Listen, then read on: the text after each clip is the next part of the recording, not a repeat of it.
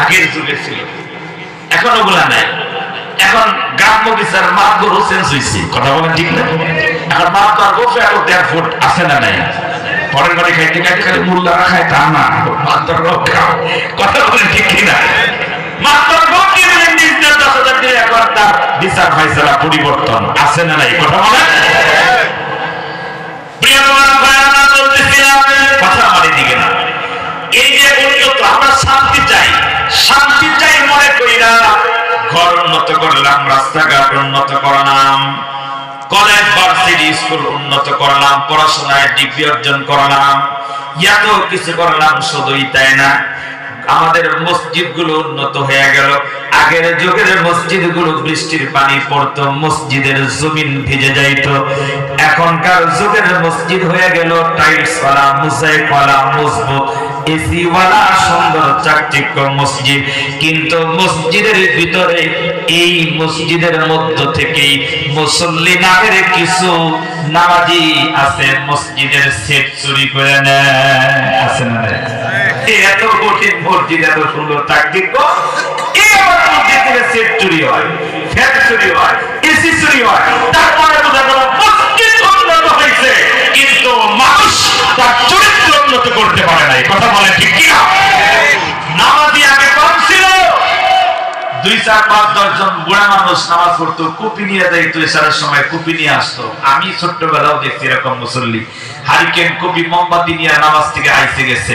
এখন মোবাইলে ফ্ল্যাশ জ্বালায় জ্বালায় নামাজ পড়তে যায়।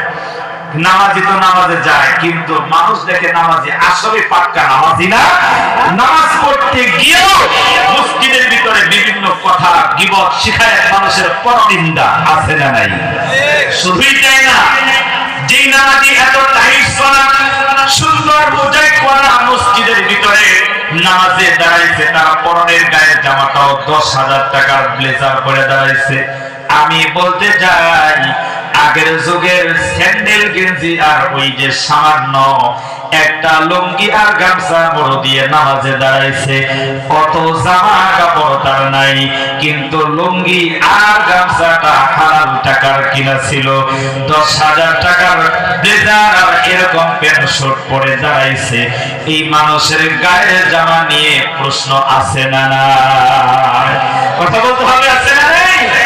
জামাটা তো দামি, কিন্তু জামাটাকে হালাল টাকায় না সুদের টাকা, এটা খোঁজ নিয়ে দেখলে বোঝা যাবে কয়জন নামাজির পরনের জামাটা হালাল টাকায়। কথা বলে ঠিক কি না? হজ করার জন্য তো হাজী সাহেব যায়, অনেক হাজী সাহেব বর্তমানে আছে, বছর বছর হজ করে, 1 বার 2 বার নয়, 20 বার 40 বার হজে গেছে। হজে তো গেছে। আমি তো বলি অনেক হাজী সাহেব কিয়ামতের দিন আল্লাহ যেদিন আমলনামাটা দিবা, আল্লাহ কইবে ইকরা কিতাবা কাফা বিনাফসিকা ইয়াওমা আলাইকা হাসিবা। হে আমার বান্দা, পড়ো তোমার আমলনামা, পড়ে দেখো দুনিয়া কি করছে। অনেক হাজী সাহেব আছে এরকম করে আমলনামা তন্ন তন্ন করে খুঁজবে, আর বলবে আল্লাহ আপনিও কি ভুল করে?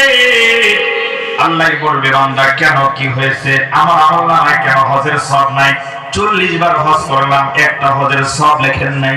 আল্লাহ ভুলে গেছিলেন নাকি আমার হজের সওয়াবগুলো কেন লেখেন নাই? আমার আল্লাহ ডাক দিয়া কইব, এরে সারে সব বানাইছা বান্দা, তুই হজ করছ 40 বার, তোর গণনায়, আমি আল্লাহর গণনায় একবারও তোর হজ হয় না। ঠিক কি না? একবার তোর হজ আমি আল্লাহ কবুল করি নাই, কারণ তুই যে হজে গেছ, এখানে আমাদের কাপড়টা পর্যন্ত হারাম টাকায় কিনে তারপরে গেছো। নাউজুবিল্লাহ বলেন। বোনের টাকা মেরে গেছো, আপন ভাইয়ের সম্পদ নাই না, বাবা বৃদ্ধ হয়েছে, অসুস্থ বাবা, কিচ্ছুই দিয়া চুরি করে জায়গাটি দখল করে নিয়া হারাম সম্পদের মালিক হইয়া হজে গেছো। তোমার হজ আমি আল্লাহ নিব না। হারাম টাকা রোজগার, সুদের টাকা, হারাম ঘুষ খাইয়া শরীরের রক্ত মাংস গুলো হারাম টাকায় করছো।